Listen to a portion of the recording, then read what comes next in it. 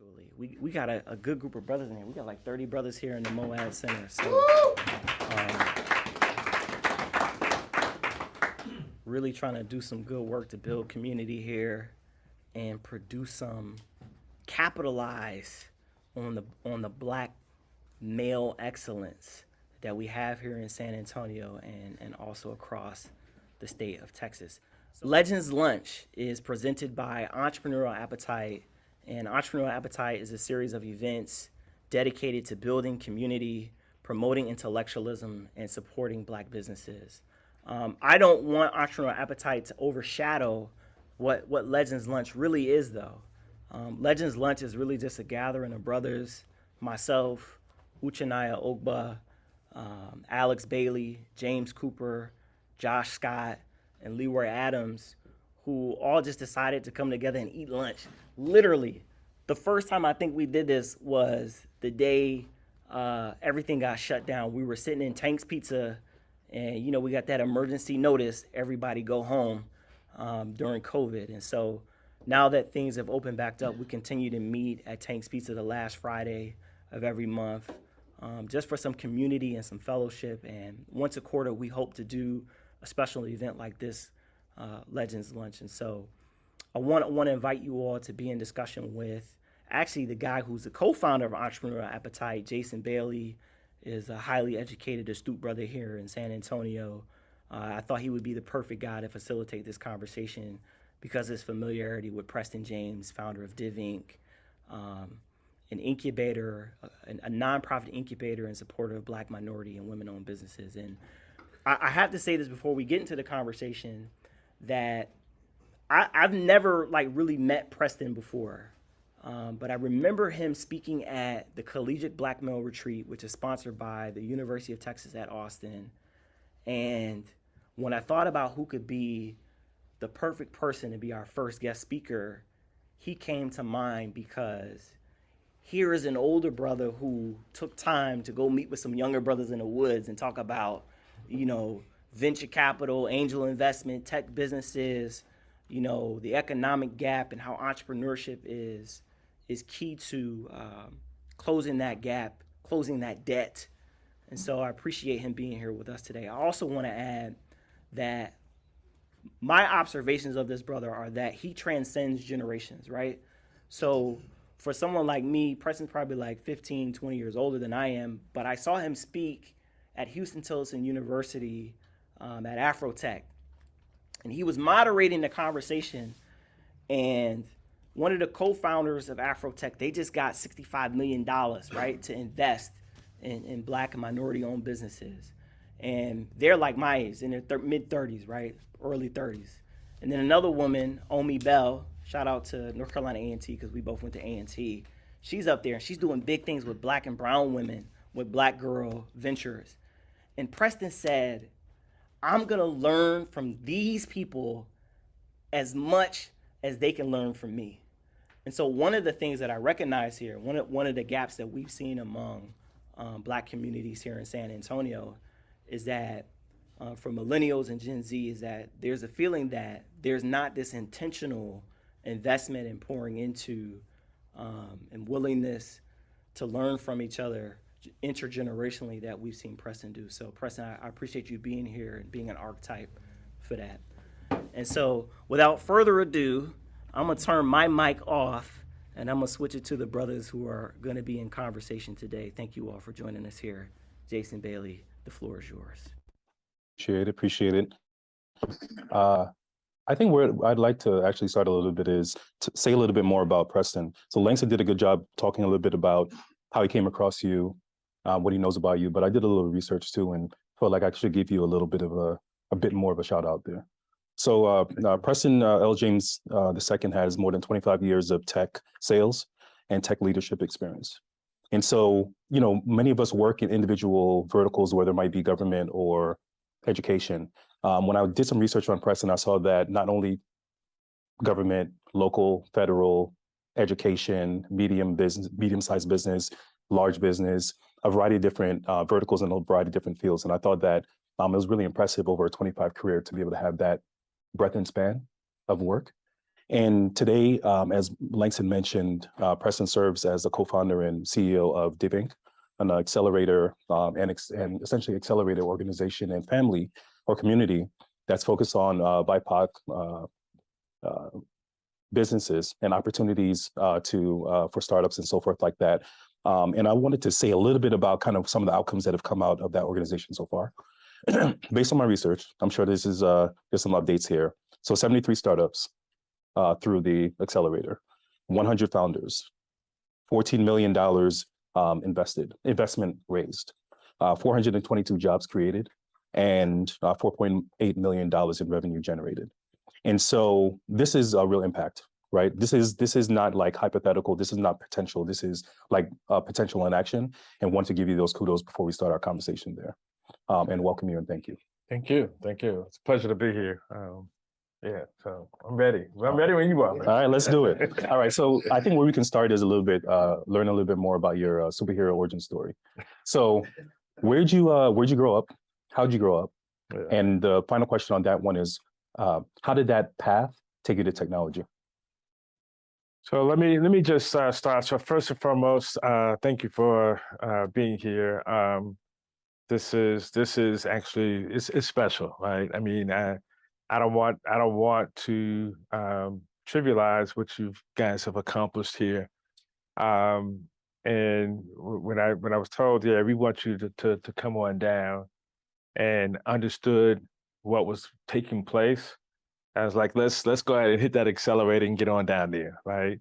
And I sent an email this morning and said, this is going to be good for my soul this morning. This is going to be good for my soul. So I appreciate it. So number one, I'm a native New Yorker. I was born and raised in New York. First, I guess from New York here. Yeah. So in the Bronx for like the first 10 years, and then raised out in the suburban area. My parents were actual high school sweethearts from a small city in North Carolina. So they did the migration from the South to the North for a better life, if you will. And so getting to the city, that was like the first stop. And then to make a better life, let's, we move to the suburbs, right? And so in the city, in the Bronx, was beautiful, man. And some people don't really appreciate it until later on. But on my block, there were Puerto Ricans, Italians, Dominicans. In terms of religions, you had Jewish, Catholic, you had 5%ers, Muslims on the block. That's where I grew up. Around the corner, there was Polish and, all that kind of thing. And growing up, man, I mean, we fought, we played together, we ate, we slept over each other's homes and all of that. So I think that was my normal, right? And I don't know how many of us get that as the normal, but that was my foundation. Moved out to the suburbs, that was predominantly white neighborhood. But the schools that I had gone to, they were pulling pretty much from different areas, but we had different pockets. So you had Blacks, you had, Haitians that came in from Haiti, you had a lot of Puerto Ricans, and you had a lot of white folks, right? But you mix all that in there, you definitely don't feel like you're like one of a few, right? So we were pretty blended in there.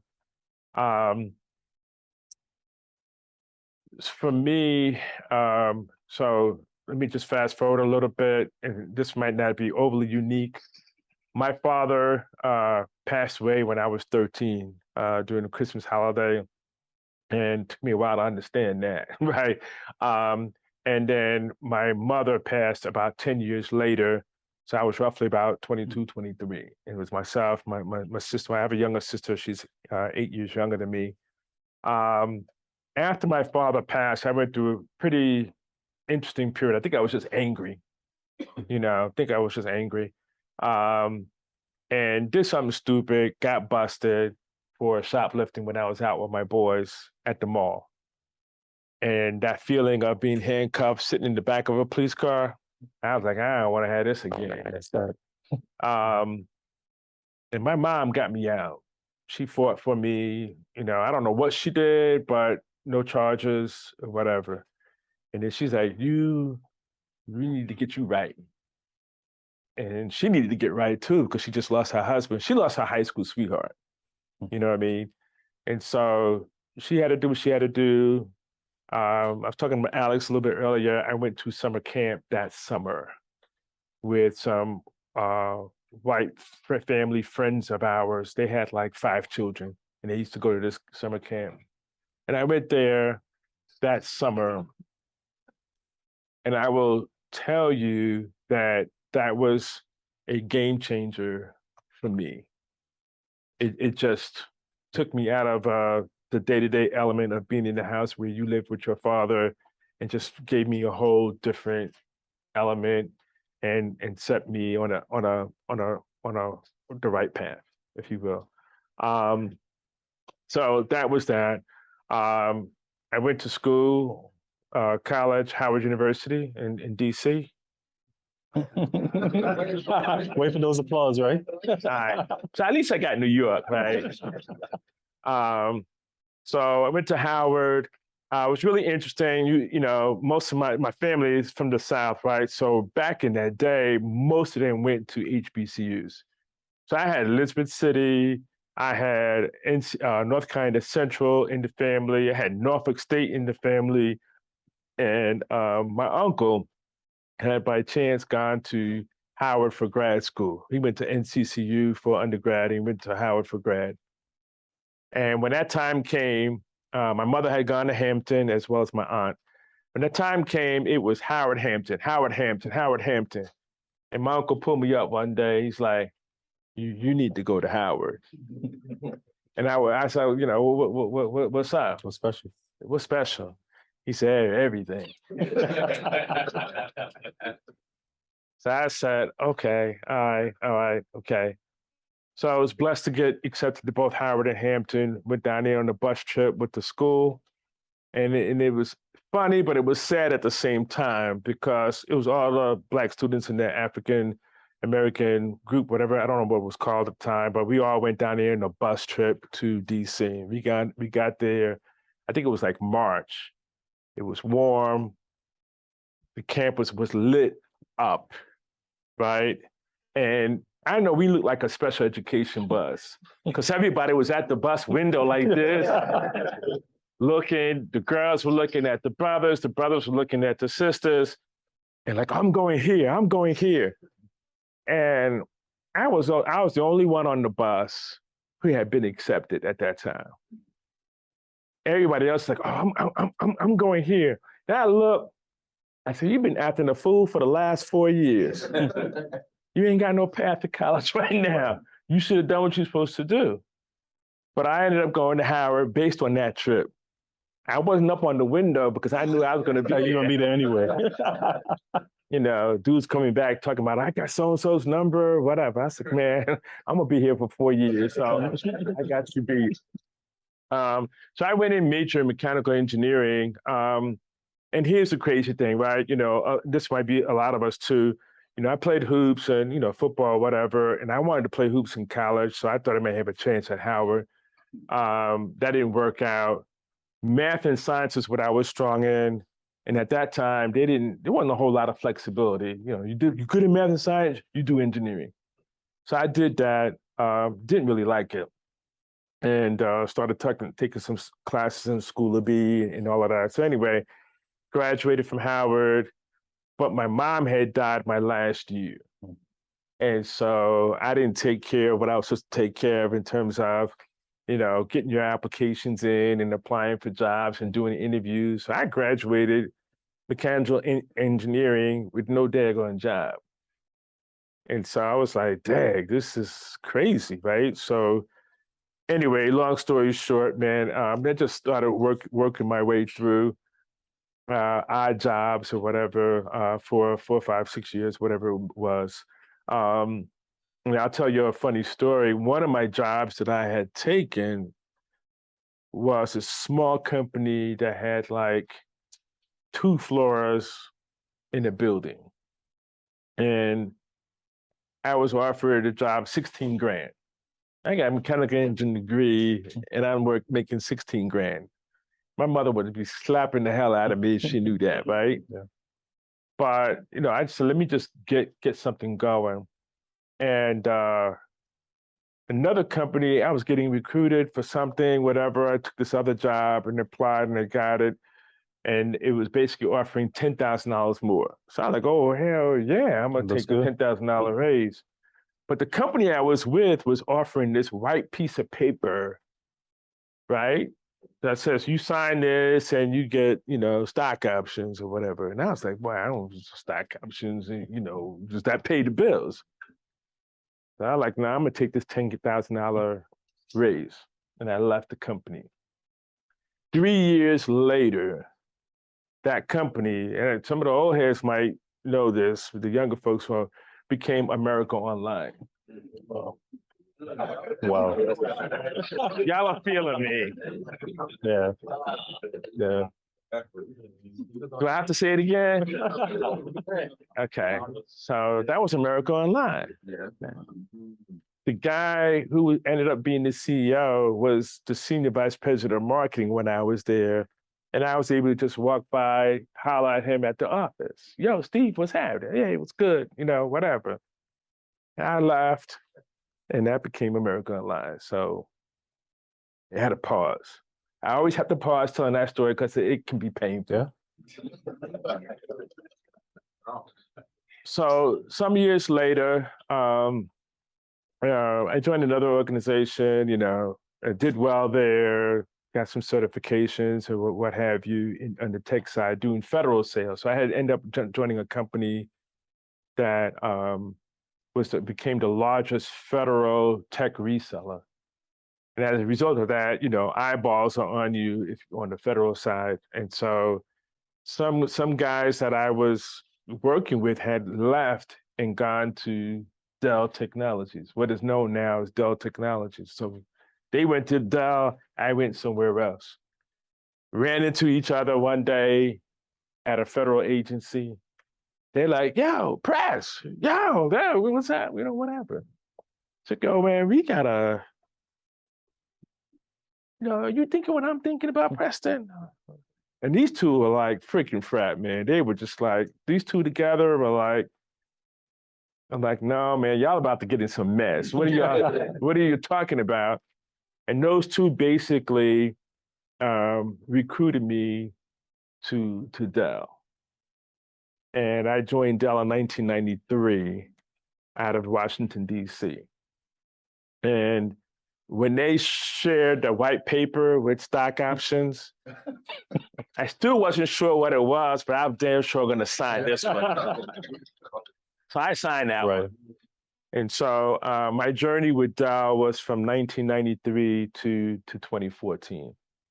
So, and I did a lot of technology sales, as you mentioned, a lot of different sectors. The beautiful thing about joining Dell at that time was that it was such a fast-growing company. It was a startup for all practical purposes. And so the opportunity to do so many things because different opportunities were popping up, I just kind of, and I'm the type of person, I might get bored in about, 2 years in the same role. I need to be doing something different. And so that's how I got a lot of the different experiences across different segments, really provided a really interesting foundation for me in the tech space that we can talk about a little bit later. But that's kind of my career. I'm been married to my wife since '96, and we have four children. So yes, I was insane for leaving America Online when I did. I was insane to have 4 children too. But I have 3 girls and a boy, 22, 19, 16, and 13. And so we've been in Austin since 1997. So I'll stop there. Oh, that's good. Thank you. So I also saw that you had an opportunity to take an early retirement from Dell. I did. And so at a time where most of us might think that with early retirement, we'd be chilling somewhere, just relaxing and enjoying ourselves, you decided to co-found DivInc. And if I have it correctly here, the mission is to essentially facilitate social and economic equity through entrepreneurship. Can you talk about kind of what problem is DivInc designed to solve? Yeah, so I'm gonna go back just a little bit. My last role at Dell in 2012, 2013, I became a managing director for the Global Center for Entrepreneurship, which was this initiative for Dell to get small businesses and tech startups to use Dell technologies to help them scale and grow. And long story short, I mean, I got pulled in by the person who was like charged with that. They were outside resource, and that person came and found me and said, I need you to help run this and build this. And I had done that, but it blew my mind open because I started working with these tech startups and going to all these various different events and hearing all these conversations. And I was like, this is insane. And this is like real innovation going on here. I mean, just mind-blowing stuff that you're like, what? And they're getting money to do this, and they're building teams from the scratch, total chaos, right? And I'm like, yeah, I'm loving this. And because I had been at Dell for 20 years, so Dell had become sort of corporate red taping a little bit more, and I was just like, I need this. Yeah. But in the journey, I was like, damn, there's not a whole lot of us up in here. I would go to these events, I would be like the only one. And people are like, so what do you do? What's your company? I work for big fella over here at Dell. And, they oh, okay. The conversations would be real short because startup folks ain't got a whole lot of time to be spending. And so, but it was a lot of learning, didn't see a lot of women either. And so I'm like, this is interesting. But it was really nothing I felt I could do about that at Dell, right? And so, but Dell was starting to focus on the women. And like, y'all focusing on women, but y'all still don't have sisters up in here. So I was like, all right, okay. And so after that I took that early retirement, and I got invited to become a startup mentor at Capital Factory, which is sort of like the hub of innovation up in Austin. And, it was cool. They were like, had me in there, and I looked on the list, 100 mentors at the time. And I was the only Black one. So I was like, here we go again, right? Same story. And then a friend of mine was like, yo, you should become an angel investor. And I was like, all right, I'll look at it. Like, no, man, you need to become an angel investor. That's okay. I said, I'll check it out. And it's like, you're not hearing me. You need to become an angel investor. And I was like thinking to myself, you don't know me like that. How do you know? How do you know what I got in my pocket? What's up? So, so when I asked, they said, I've been doing this a long time, and I can't recall meeting a Black angel investor. So I was like, oh, that's some bullshit. So I said, well, let me go home and, let me do some research. And honest to goodness, I did the research on, and I came up with about 10 publicly known Black angel investors, people who actually invest in tech startup companies. And I was like, 10? I was like, damn. So that's all right. Let me set aside a little money and try this out, right? And I made the mistake, or I did an interesting thing. I put angel investor on my LinkedIn profile. And Preston, can I ask you to define angel investor? I can. So an angel investor is an individual who invests in tech startup companies. So traditionally, tech startup companies, they'll tend to start with basically nothing. They get a little bit of money, whether it's their savings, mom and daddy help them out. They get a little bit of money, but as they grow, they need more money to invest in the company. The angel investors would be the folks that will invest individually into that company for an equity stake, an equity share in that company, right? And so you can continue to make those investments. And then sometimes angel investors will come together as a group and put their money together and invest in companies through that angel network group and take an equity stake in that company. Now, traditionally, angel investors, as defined by the Security Exchange Commission, had to be accredited. Okay. The accreditation specifications, I can't remember the specific, but it was like you had to have $1 million basically liquid, right? Be able to liquidate $1 million net worth, right? Excluding your home. So you think about, okay, how many folks could be in that bucket?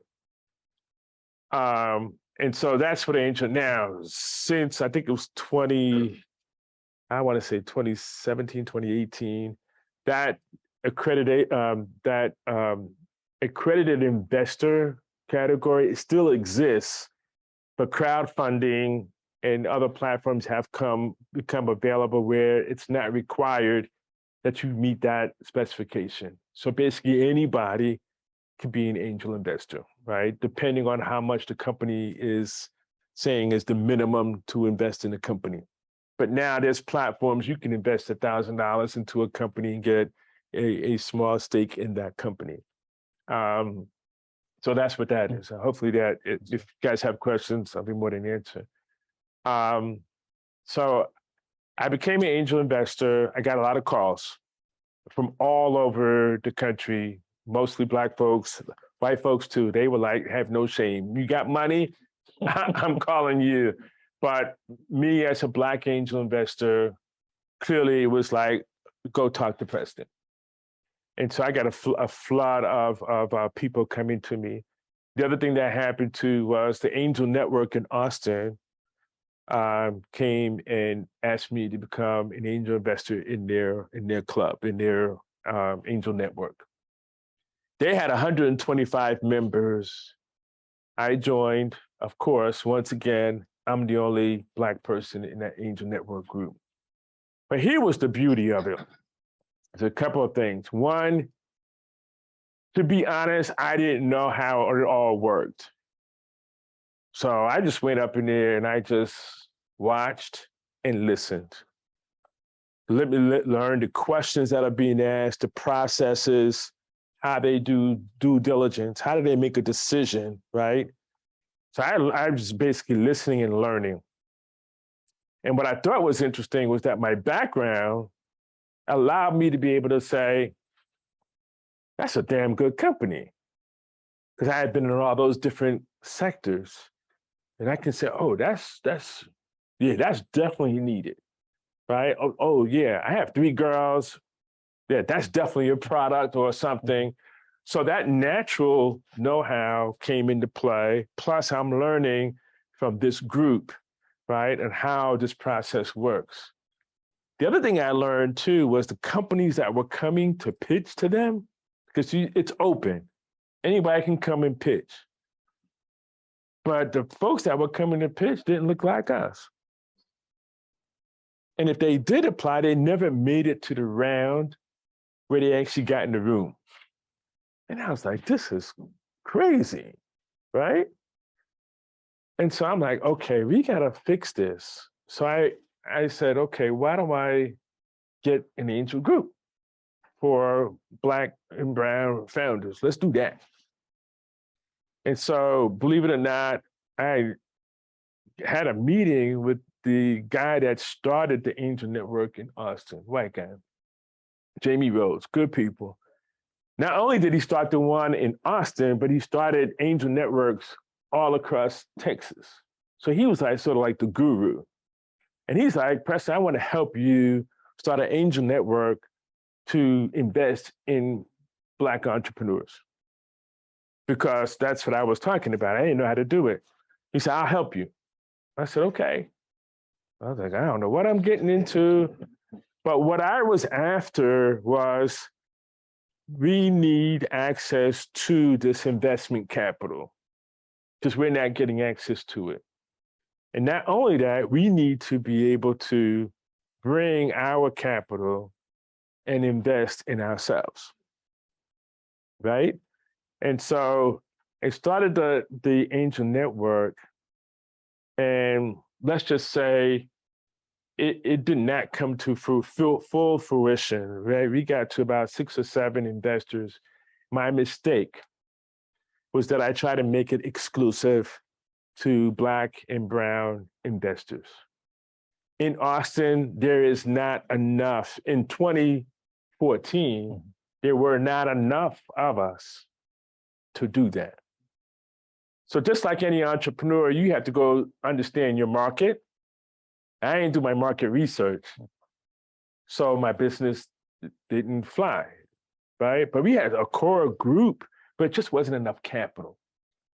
But what I had learned from that process was not only did Black, Hispanic, women founders need financial capital, but when they came to pitch, when they came to talk to you about their business, and I show this often, and I'll just go to it. When the white guys came and pitched to me, the quality and sophistication of their presentation of their business was here. When Black, Hispanic, and women came to pitch to me, generally speaking, not everybody, it was here.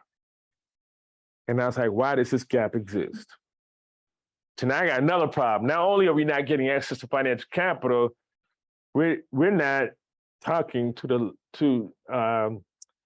we're not talking in an influential way to convince an investor to write a check for your business. And I say that not to be pretentious. I'm just out of curiosity. You're telling me this is your company, and I can't understand some element of it. It doesn't make any sense. The market's not big enough. You know, you don't understand how to scale.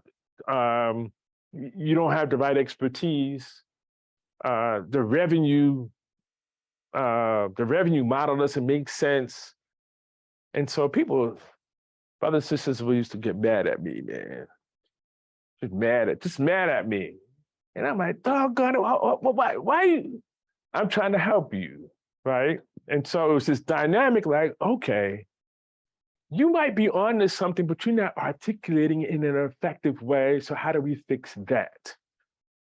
So now here I am, and I'm also talking to a lot of white leaders in the community who had already been in the startup ecosystem, folks at Capital Factory, Techstars, which is another accelerator program.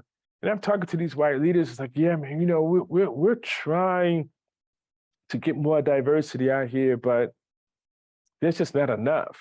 It's not it's not working. Mixed results. And I was like, what are y'all doing? What are y'all really doing? You got nobody on your team that looks like me. You got no connections to the community that I have. Just by the mere fact that I'm a Black man in Austin in tech is going to be like a draw. All right? People are going to be like, I need to go talk to him. I need to go talk to him. They're not going to come and talk to you, right? So, so getting all this understanding about what was going on, I was like, and then doing the research, I did market research this time, right? And doing the research across the United States and based on what I had seen, it really came down to one word that represented the challenge that we were having. And that one word was access. We weren't getting access to the education, best practices, and the know-how, right? How to articulate. What are investors looking for, right? 2 was the network, the community. I'm telling you, people talk about financial capital, the human capital, getting access to mentors, people who've been there, done that, the talent pools, quite often is just as important as the financial capital, depending on the timeline, right, what you need. And the third piece was financial capital. That's okay. That's it right there. So what do I need to build to solve for that? And so DivInc was born out of how do we solve for that? And that's been the driving mission. As I've gone along with it, a lot more insights have become available in terms of how much money VC capital is putting in. What's our average revenue for startup companies and things like that, that really like, Jesus, this is a heavy lift. I don't know if I signed up for this, but this is a heavy lift, right?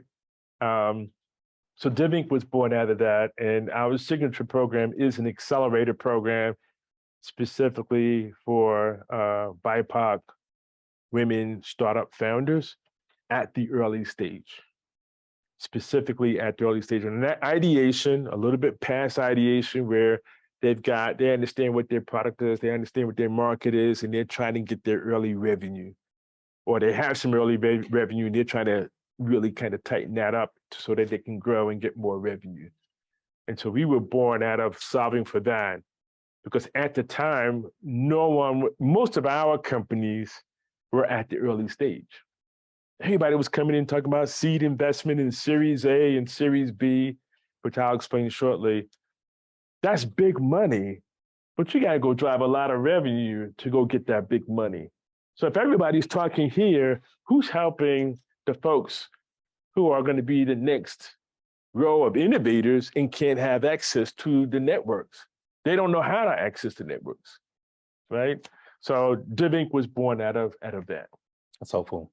The context is helpful. And going back to the mission of DivInc to drive that equity, both social as well as economic. Can you talk about the connection between entrepreneurship and equity?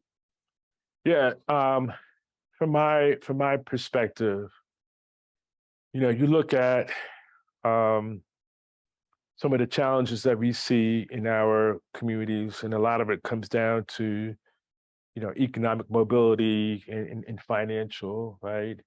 And there's also a component where if you're doing all right, the community from the social aspect tends to be better. So if we can lift our communities by helping to generate more revenue, more jobs, right? It brings a better social component as a result of doing that. So that's sort of like the equity piece, and how do we bring that up to parity with our peers. The other piece that really hit me like a ton of bricks is when I first got a hold of, there was some data that came out some time ago with regards to the racial wealth gap. That was one set of data. And then there was another set of data that came back for the first time that I had ever seen, a breakdown of Black-owned businesses. Like basically all small businesses, but it broke it down: Black-owned, Hispanic-owned, white, Asian. So let me start with the racial wealth gap. So the racial wealth gap has gotten worse over the last 50 years, 100 years, but the last 50 years has gotten worse, which is kind of, in my mind, like that shouldn't be the case, right? And so what's going on with that? Yes, we're carrying a lot of debt. We're being denied home ownership loans and things of that sort. Education is a component of it as well. So looking at what are the key elements that help lift up the wealth of any family or any individual. So you got the home, right? You have equity assets, which can be stock, that stock option I didn't get at the very online. Pass up that first time. Yeah, I missed that one, right? Investments, if you will, and the other is business ownership, right? So those are like the key assets. You just look at what are the key assets that actually help a family with racial wealth, net worth. So education, if you look at how do we do on the investments in real estate, in owning stock and all that, I'm just gonna change for a quick. I would speak to students at UT college as well as high school. And I asked folks, do you know what a 401k is? And they didn't know. You don't know what a 401k is, okay? And then also when I was at Dell, if you had a 401k, you ask people how much they're putting in their 401k. It was like, you're not putting in maximum? Why are you not putting in maximum? This is the fastest growing company. That was the fastest growing company from 1990 to 2000. Put your money in the 401k, let it ride, right? We weren't doing that. So it's a missed opportunity. And if people are going into a company, they don't know what it is, because you're almost guaranteed you're going to get incremental money that you really don't even need. It's just making money for you. But we didn't know that. I didn't know about stock options when I came out of college. So it's a missing component there, right? But anyway, so those assets, business ownership was something I was like, I'm seeing all this innovation. I was seeing guys, they were startup founders that were selling their companies for 20, 40, $100 million, right? And they're becoming multi-millionaires in their late 20s, early 30s. So how come we're not participating in that? How do we do that? We need more of us doing that, right? Not only are those founders of those companies becoming wealthy, but the employees who signed the stock options, like I didn't, they get wealthy too. All those Google folks in the beginning, so many of those folks left Google after they got theirs and started companies. Right? It's kind of like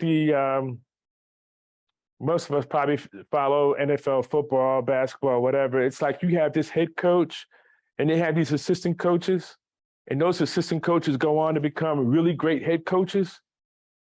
It's really the same thing, right? You go, you build a company, you're part of that company, you get some equity stock, or maybe you're in the executive ranks. Company does really well, it sells or goes IPO.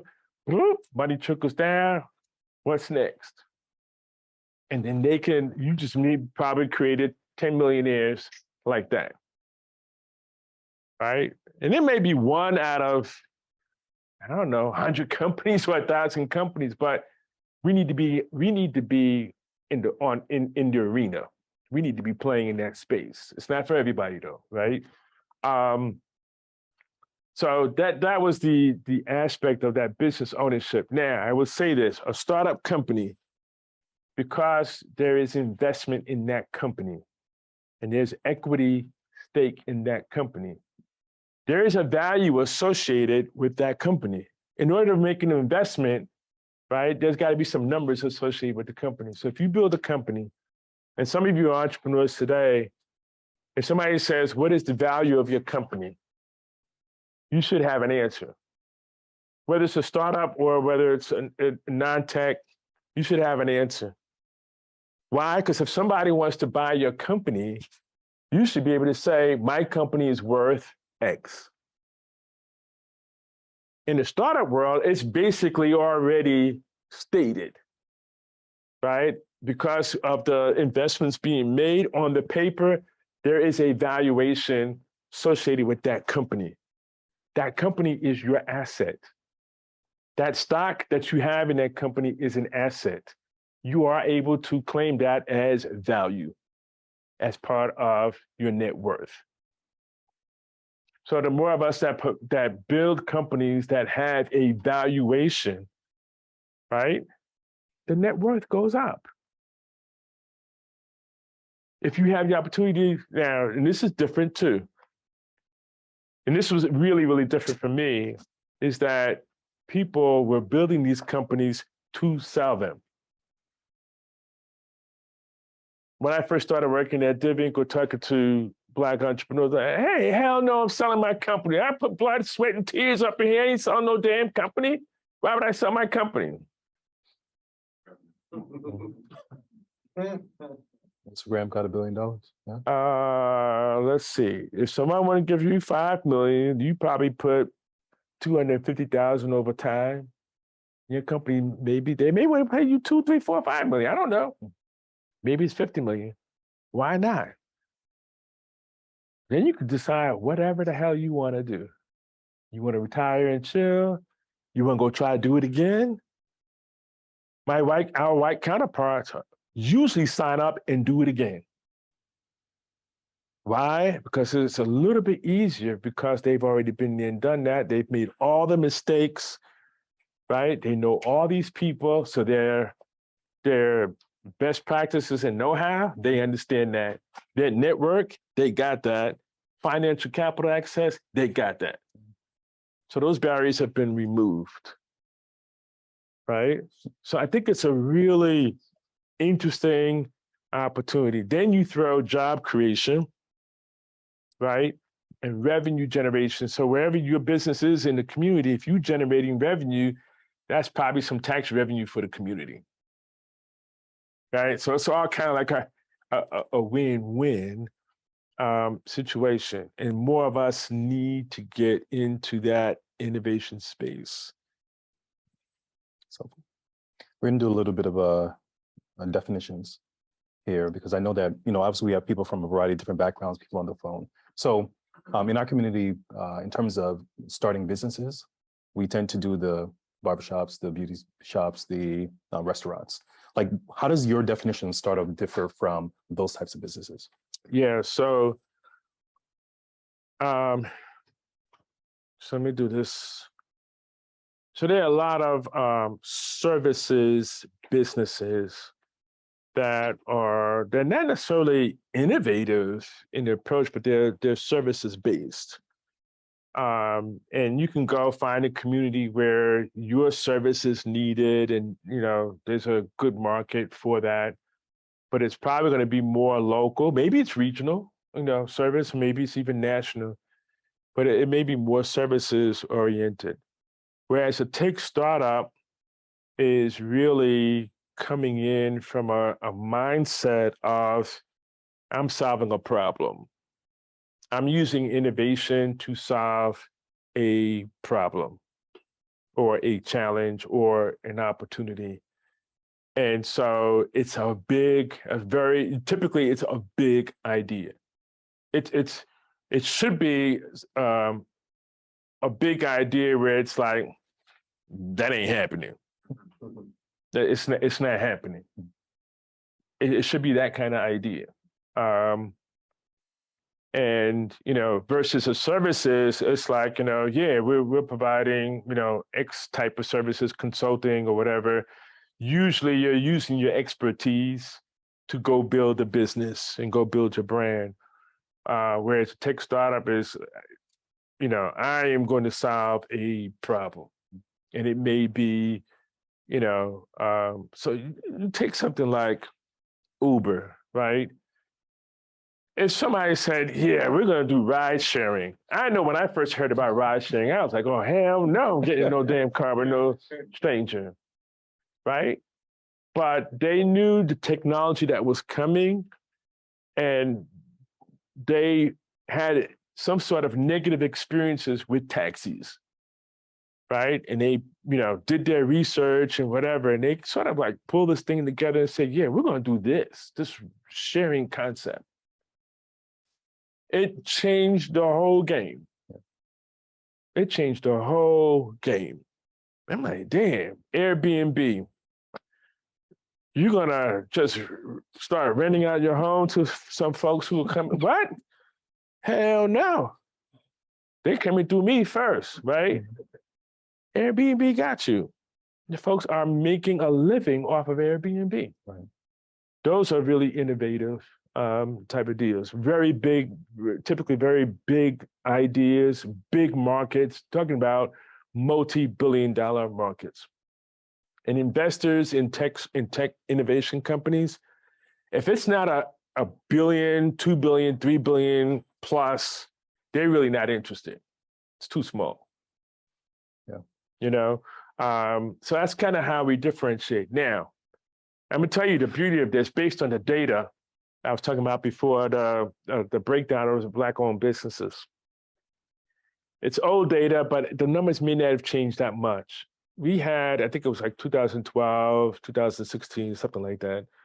We had like, I think it was like 3.2 million Black-owned businesses. And the data was basically coming back and saying 97% of Black-owned businesses were sole proprietorships. 97%. That's not saying they didn't have contractors or whatever, but there was one employee, 97%. So I looked at all the others. The Asians had like 25% of their businesses had employees. White folks had 22%. Hispanics were like around 6%. So we had kind of like the similar problem. So I said, well, maybe that's not a big deal. Maybe Black folks walking around, we making a lot of money for that one person company. So I said, let me take a look at the revenue. So I looked at the revenue. The average revenue for those businesses that had sole proprietorship was under $60,000. So 97% of our businesses are sole proprietorships, and they're generating less than $60,000. On average, for all of our companies, it was less than $250,000 average, right? The companies that had employers, their average revenue was close to $1 million. So I was scratching my head, and I was like,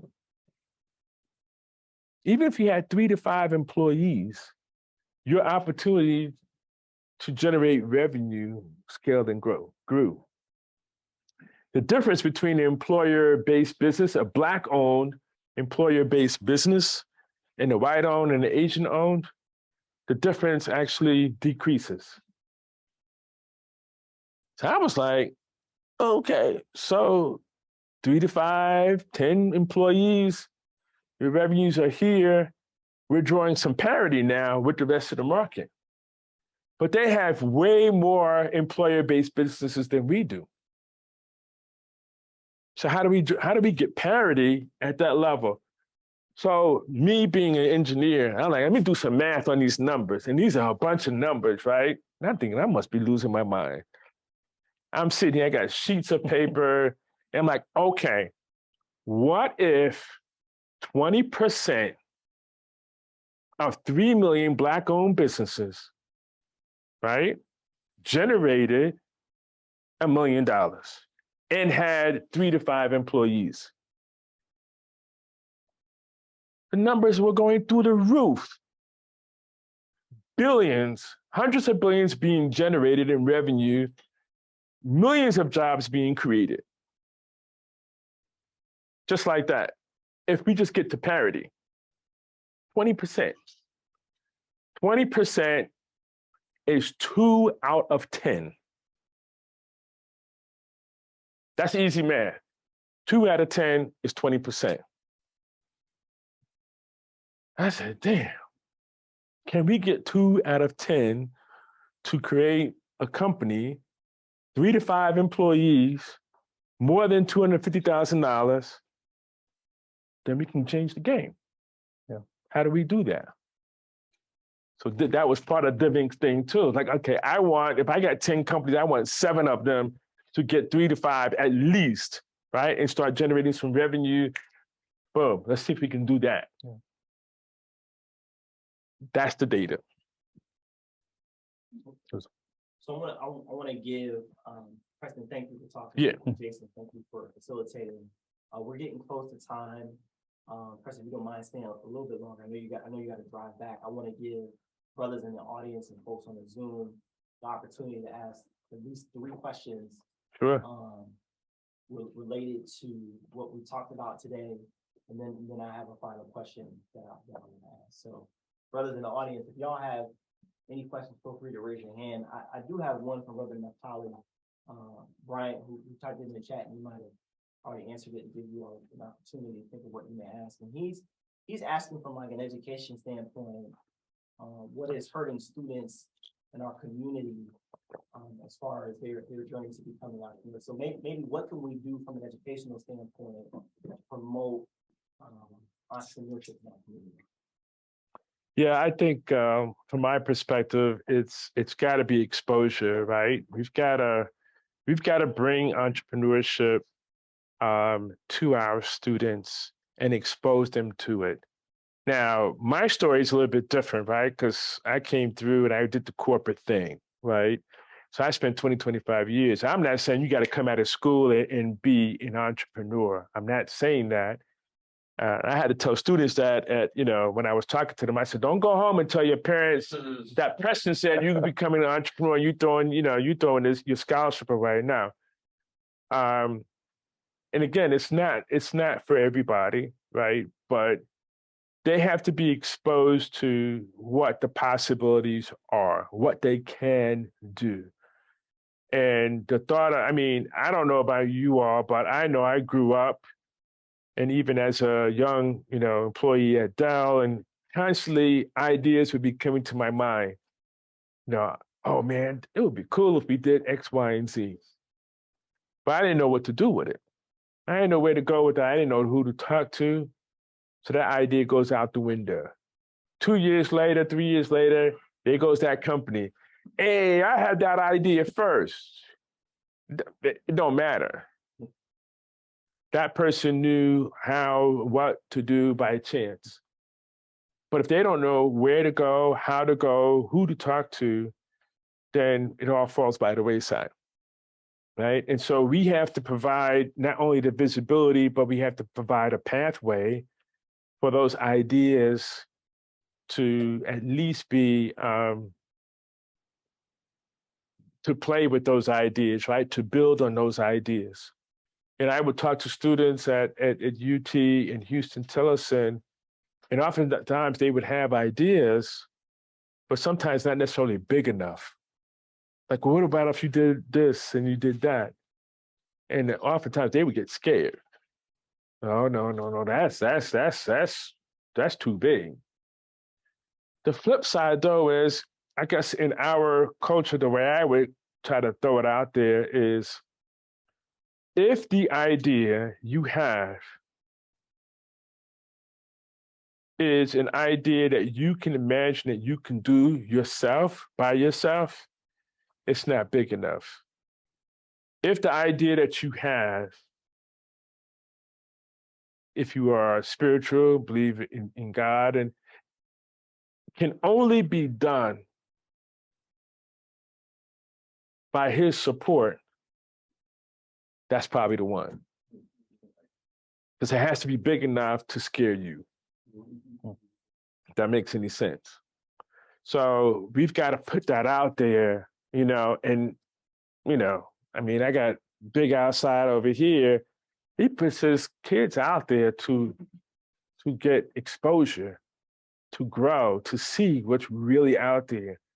We've got to provide that pathway to our young folks and to folks in the community that, hey, you can come here and you can learn, you can build. Yes, you don't know any of the language, you don't know nothing about the speak, but this is where you can come and be, ask all the questions that you want, right? Make all the mistakes, because this is about, the tech startup world is about making mistakes. It's okay.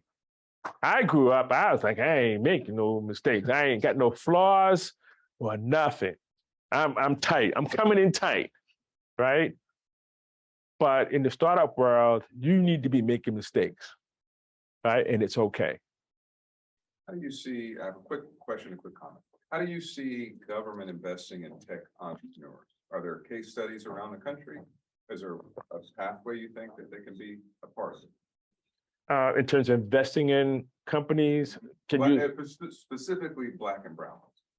I mean, the numbers are pretty dismal, right? I mean, so at the venture capital level, we're less than 2%. We get less than 2% of the financial capital, right? And it actually went down after COVID. So people are pissed off about that. The amount of capital that we did get actually increased, but the percentage of the total decreased.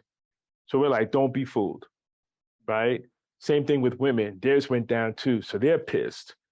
So now what's happened, that has been happening, is that there's been an increase of investment funds, some angel, but mostly venture. Well, I have to explain venture capital.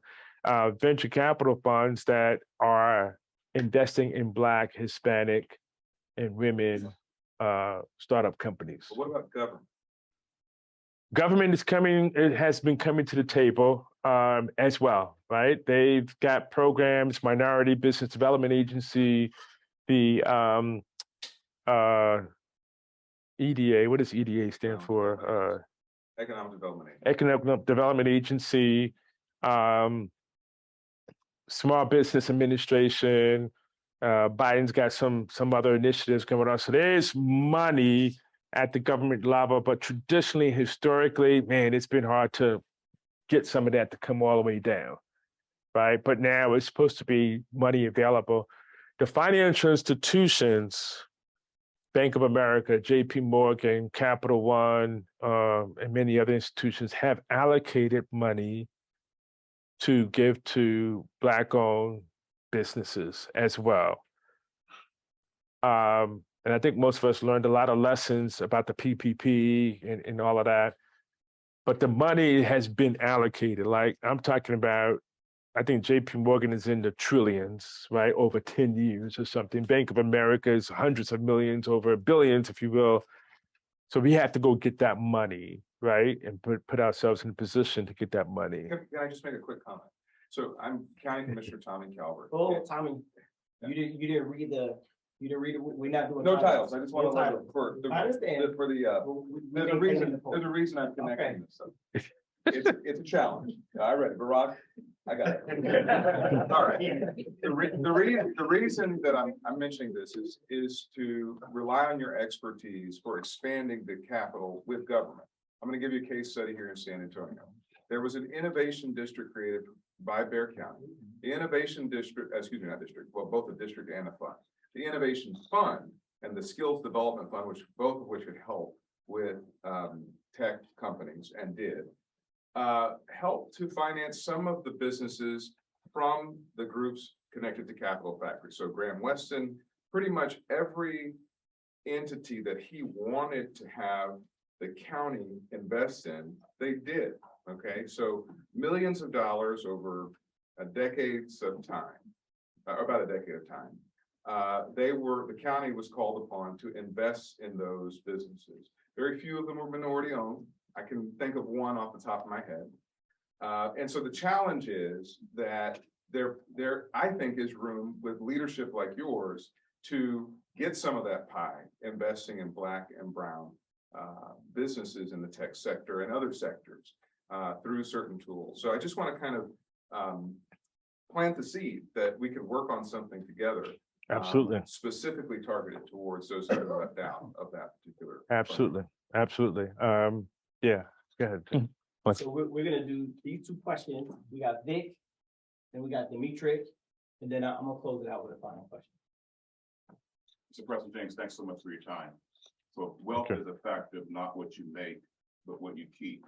We're coming into tax season. So you've been an employee, you've been a business owner, you've been a sole proprietor, and now you're an investor. Is there any knowledge or information you can share with us about wealth that you keep as opposed to the wealth that you make? The wealth that you keep and the wealth that you make. And I'm going to say this, man. I came up and I've been fortunate, my career at Dell, and put a little bit of money on the side. I honestly did not know what I was going to do next with that. You got, so what, you have some money. That's not like, oh, you're like crazy rich, you can go do this, that, and the other, go get a private plane. No. My thought was, let me take care of the family first, make sure my kids, we can get the education. Because my thought was, I don't want my kids to come out of school with debt. So if I can fix that, I can give them an edge up, right? The other piece is, okay, now what kind of investments can I make? And this is for all of us, right? You want to make investments. You want to make investments in spaces that you have knowledge about, really. That's your domain expertise, right? I'm not saying you can't venture out, but when you venture out, you got to do more diligence in terms of, investing in something new that you don't know about. But typically, if you invest in something, it's something that you may be familiar with. So if you make an investment in real estate, it might be in an area that you're familiar with. I know about this area, this, that, and the other is going on. I'm gonna buy this piece of property in 10 years. This thing is gonna be like a totally different deal, right? So I didn't know what I was gonna do. And this opportunity came up to do some angel investing. I stopped doing it to go focus on DivInc because building DivInc was a lot. And I didn't notice at the time, but DivInc was the first startup program focused on BIPOC and women founders in all of the state of Texas. And I thought, this is 2016. How in the world can I be the first? But that's a whole nother story. And so I made about 5 or 6 investments, and I had 3 exits. And when I say 3 exits, that means the company either sold, and as a result of selling, then there's value in the shares that that person invested in that company. Or, so one of them sold, one of them went IPO, right? Actually, 2 of them sold and one of them went IPO. The one that went IPO was a stretch for me. It was in pharmaceutical company. I ain't got no pharmaceutical background. But they were making a product for diabetes. I know a lot about that in our families. Mm-hmm. And so I was thinking about, what to do. And I ended up meeting with the CEO, with the product,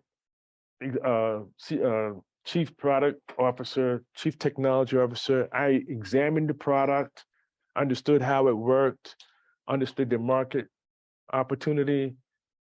They were pretty early. And the question was, where is this company going to go? It could have gone to an exit, or it could go IPO, right? And so it went.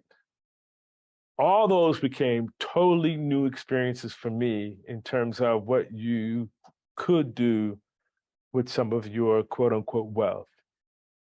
And so, make money with more money, right? That's the whole deal. And that's what's happening around us. A lot of our white peers are getting those opportunities. To this day, I still get people emailing me, wanting me to invest in their companies. And I'm like, okay, I just need to put a sign up somewhere that says, I'm chilled out for right now. Let me get my babies through college. I could get back to you. But that's, we need to be able to do that.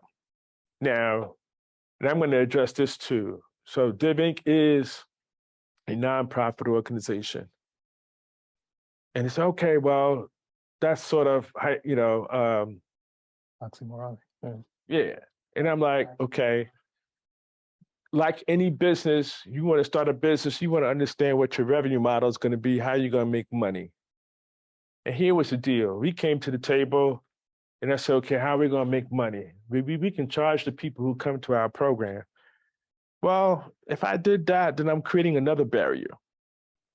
So that ain't it. I could take equity in their companies, where those companies are pretty early, and brothers and sisters, for the most part, were like, I ain't giving up no equity in my damn company. I worked too hard for this. Why am I going to give it up? Not understanding necessarily the math behind giving up equity. So that was the education piece, right? So we didn't do that. So we were like, okay, we don't really have a revenue model, but we can start up as a nonprofit and then try to figure out what that revenue model is over time. So the next thing for us is going to come up, to your point, is we're going to start an investment fund, right? We're raising money right now. That's going to be my for-profit side. And we're going to make investments into BIPOC founders, right? And we're going to do, try to grow it as much as we can. We'll do the first one really small, and the next one we'll try to go real big and try to make our investments into Black-owned businesses, BIPOC businesses. Probably mostly in Texas, but national, right? Because we want to get a return back into the company, right? So that will be, in that arm is going to actually partially subsidize DivInc, the nonprofit. So DivInc can become even more financially sustainable, right? And so you kind of build and learn on that. And I'm going to tell you all, you say I'm about 30 years older than me. I'm older than that, man. So I am learning something new every day in this space. And I think that's a great way to live. I mean, I'm coming home, I feel like a child sometimes, and stuff that I'm learning every day. And that's, that keeps us going, right? Boom, boom, boom, boom, boom, boom. And so I would encourage, Nat, to be, we can't be afraid of technology. We cannot be afraid of technology. It's an enhancer, an enabler, but it's also a divider between our communities. And as time goes on, if we don't embrace this technology and leverage it for the good of, ourselves and our businesses and our communities, it's just going to become a greater divider. And that scares me. That really scares me. Right. And so that's part of why I'm like, let's come in here. Let's just get into this innovation economy, whether you're a creative on the art side, whether you're a tech wizard type of person, or maybe you're a marketing guru. But marketing has changed in the last 10 years. It's all, digital marketing. I mean, the pace of marketing is insane. The music industry has changed. I mean, everything, the movie industry has changed. It's all changing so rapidly. And we have to have our generations of folks up in there. A lot of the work that we're doing today, it's not necessarily just about today. It's about this next generation. If they can see leaders and tech entrepreneurs, then that says, I can be that. I can be that. That's a huge difference, right? Because back in the day, it was like, yo, I want to be MJ. MJ, I'm going to be MJ. Everybody want to be MJ. Everybody cannot be MJ. Everybody can't be MJ. So that kind of, that's actually feeds into my question. So throughout the conversation, which was great, there was a lot mentioned. We talked about being an accredited investor. We mentioned a lot about IPOs, angel investing, and kind of bridging that gap, and also about the next generation that you just mentioned. So wouldn't you say it's necessary that the narrative change? What I mean by that the narrative is simplified. So to the same standpoint of when you mentioned of how the conscious business model changed with Uber ride sharing, sharing your space. Now, what I mean by the narrative changing is that even a teenager can do all these things now. With the advent of blockchain technology, like accredited investing is old. IPOs are old. Now there's ICOs. To let a team know and to let everyone here know that literally you can invest in tech companies at a rapid pace at such a vast scale, and your return could be way beyond any stock, any 401k that you could put onto. So shouldn't we speak towards that narrative? Absolutely. Because even now you see that there's play to earn, watch to earn, drive to earn, fitness to earn. And this is all coming through the advent of blockchain. I'm sorry. No. I'm saying absolutely. Absolutely. Yeah. So I guess to simplify, when sharing with teams and sharing with audience, that you don't have to wait to do these things. Like right now, if we have the courage, you can get involved with so much and accomplish the same thing. Right. Right. I absolutely agree with you. And I think it's what I was saying before about the exposure, right? I mean, if this group right here went to or hosted students or whatever, or y'all went to schools and just break it down, right? I mean, you can break it down in so many different ways. So, the investment that, we're talking about in startups, or you can get involved in blockchain, there's YouTube. I mean, there is an art to doing a YouTube business. I don't know what it is. My son might be able to tell me better but there is an art to doing some of these things. They may not know how. I would guess a lot of them are trying on their own. And let me draw this parallel real quick. I would guess there are a lot of kids are trying to do something special, right? To get their thing going, whether it's Instagram or YouTube or whatever. That is a similar experience of a startup entrepreneur trying to start their own business. They're going to do it by themselves.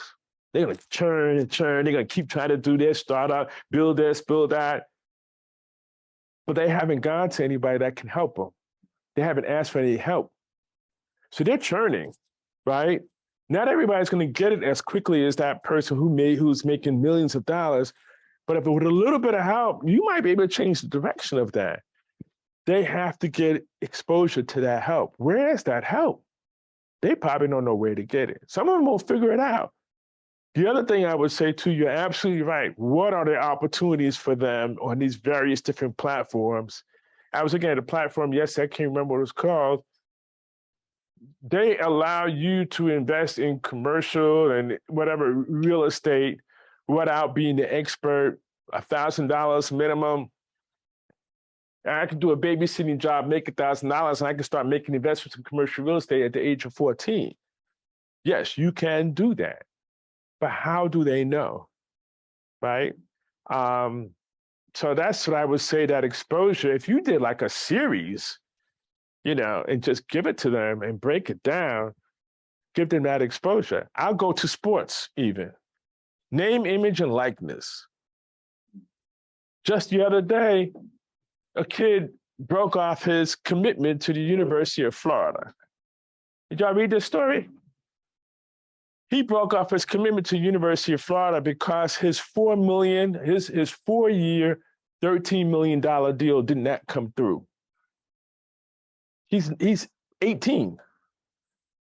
18 years old. He has getting ready to get a 4-year contract at $13 million. The next school that wants to come up and sign it with him, what do they have to bring to the table?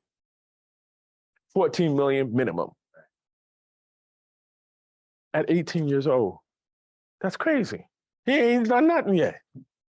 Right? I mean, I'm not saying he ain't done nothing. He did 18 years of great football, right? But that's an opportunity. So there are all these opportunities out there. We gotta get in. We gotta get in those. We gotta get in those. So to your point about changing the narrative, absolutely. Who's gonna do it? I would challenge y'all to go do that. I'll do my part, but there's 25, 30, 50 people. There is no reason why we should not be doing that collectively. No reason. So I want to ask this question. What does it look like for us in San Antonio? And I think Tommy brought it up in some ways, and which relates to what you just said. What does it look like for us to be ready? Right? If DivInc comes here, establishes a footprint, if we're really dedicated to building out a tech and innovation ecosystem among Black communities here, what do we need to do to be prepared? What do you need to be prepared? I mean, just give me a moment I'm trying to go back to some of the original days of DivInc and then sort of bring that up to, 6 years later.